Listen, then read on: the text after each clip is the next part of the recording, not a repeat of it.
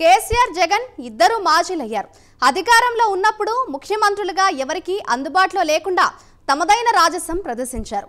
దాంతో ప్రజలకు ఇద్దరిని గద్దెదించారు. ఓటమి తర్వాత కూడా ఆ ఇద్దరు ఒకే రూట్ ఫాలో అవుతుండడం గమనార్హం. మాజీ సీఎంలు ఇద్దరు ప్రమాణ స్వీకారం కోసం అసెంబ్లీకి వచ్చారు.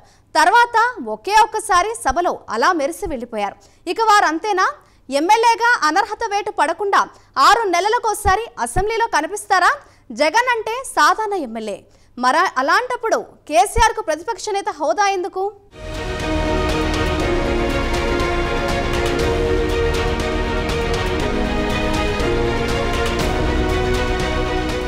కేంద్ర బడ్జెట్లో రాష్ట్రానికి జరిగిన అన్యాయంపై తెలంగాణ శాసనసభలో చర్చ జరిగింది. కీలకమైన చర్చ జరుగుతున్నప్పుడు ప్రతిపక్ష నేత కేసీఆర్ సభకు ఎందుకు రాలేదని సీఎం రేవంత్ రెడ్డి ప్రశ్నించారు. తమకు జవాబు చెప్తే చాలని, మీకు కేసీఆర్ అవసరం లేదని కేటీఆర్ వ్యాఖ్యానించి ముఖ్యమంత్రి ఆగ్రహానికి గురయ్యారు.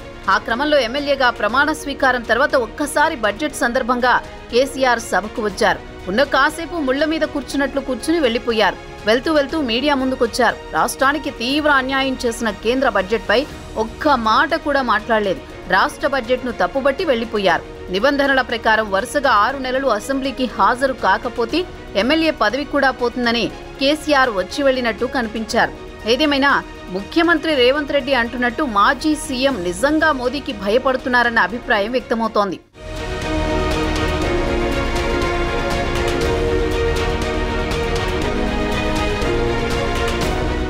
కేసీఆర్ వ్యవహార తీరు ముందు నుంచి అంతే. పవర్లో ఉంటే సచివాలయానికి రారు, ప్రతిపక్షంలో ఉంటే అసెంబ్లీకి రారు. అదేమని ఎవరైనా అడిగితే కేటీఆర్ వంటి వారు మీకు మేము చాలు అని చెప్పుకొస్తారు. మరి అలాంటప్పుడు కేసీఆర్ ప్రతిపక్ష నాయకుడి బాధ్యత ఎందుకు తీసుకున్నట్టు, కేబినెట్ హోదా ఎందుకు అనుభవిస్తున్నట్లు? వాటికి బీఆర్ఎస్ నాయకుల దగ్గర సమాధానం దొరకదు. సీఎంగా ఉన్నప్పుడు ప్రభుత్వ సొమ్ముతో మోజుపడి కట్టుకున్న ప్రగతి భవన్ తర్వాత ఫామ్ హౌస్ అన్నట్లు కానిచ్చేస్తున్నారాయన. మొన్న బడ్జెట్ ప్రవేశపెట్టిన రోజు మాత్రమే సభకు వచ్చి వెళ్లిన కేసీఆర్ ఇప్పుడు ఆయన అసెంబ్లీ వైపు కన్నెత్తి చూడడం లేదు. ఏడాదిలో అసెంబ్లీ సమావేశాలుండేదే అతి తక్కువ రోజులు.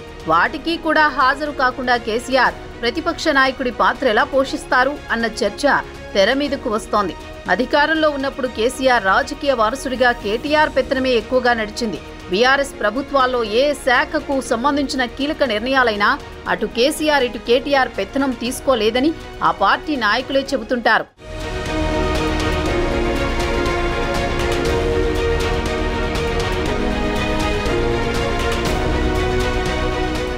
ఇప్పుడు కూడా కేసీఆర్ కేబినెట్ హోదా ప్రోటోకాల్ కోసం ప్రతిపక్ష నాయకుడి పదవి మాత్రం తాను తీసుకుని అసెంబ్లీలో కేటీఆర్ హరీష్ రావులకు ఆ పాత్ర పోషించే బాధ్యతలు అప్పజెప్పేశారు. వ్యూహాత్మకంగా కేసీఆర్ బడ్జెట్ ప్రవేశపెట్టే రోజు సభకు హాజరు అయ్యారు అని, మళ్లీ 6 నెలల వరకు ఆయన ఇటువైపు చూసే అవకాశం లేదు అనే చర్చ బీఆర్ఎస్ వర్గాల్లోనే ఉంది. కాంగ్రెస్ అధికారంలోకి వచ్చిన తర్వాత కాళేశ్వరం ప్రాజెక్టు అక్రమాలతో పాటు విద్యుత్ ప్రాజెక్టులో చోటు చేసుకున్న అవినీతిపై కూడా విచారణలు జరుగుతున్నాయి. కేసీఆర్ సభకు వస్తే ఖచ్చితంగా గత ప్రభుత్వ అవకతవకలపై ప్రశ్నలకు సమాధానం చెప్పాల్సి ఉంటుంది. అందుకే ఆయన సభకు దూరంగా ఉంటున్నారని, దాన్ని కవర్ చేయడానికే కేటీఆర్, హరీష్ రావు తదితరులు తప్పక కవరింగ్ ఇచ్చుకుంటున్నారని అంటున్నారు. అధికారంలో ఉండగా సెక్రటేరియట్ కూడా రాకుండా ఇప్పుడు అసెంబ్లీకి కూడా కేసీఆర్ డుమ్మా కొట్టడాన్ని చూస్తూ తమ పార్టీ భవిష్యత్తుపై గులాబీ శ్రేణుల్లోని అనుమానాలు వ్యక్తమవుతున్నాయట.